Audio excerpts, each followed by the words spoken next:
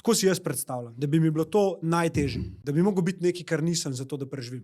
Ja, ampak jaz bom rekel, to je odvisen, kje si. Bom rekel, da niti nisem jaz bral to pot, ki sem jo na koncu imel. V bistvu nekaj me je vodil k tej poti.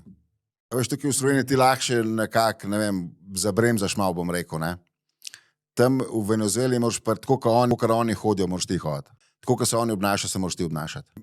Bolj si ti stran od njih, slabše za tebe. Bo se tako malo slišal, ampak ne vem, zaradi mene je tudi v Lost Lake so veliko ljudi preživeli. Na to sem ponosen, jaz se hvalim, ampak sem res ponosen.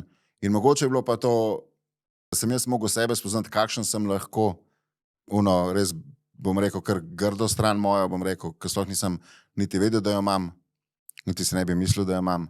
Ampak če si ti nekam postavljen v eno, zaradi tega sem rekel, ne odvisen, kje si, ne. Ja. Tako da, če bi mene en to govoril, bi isto rekel, pa kaj sta pa to v life, tako recimo, ko me rečejo, jaz to ne bi preživel. Raj umrem. Ja, jaz to ne bi preživel 2 dni. Ti, če bi mene 2009 vprašal, bi čisto isto rekel.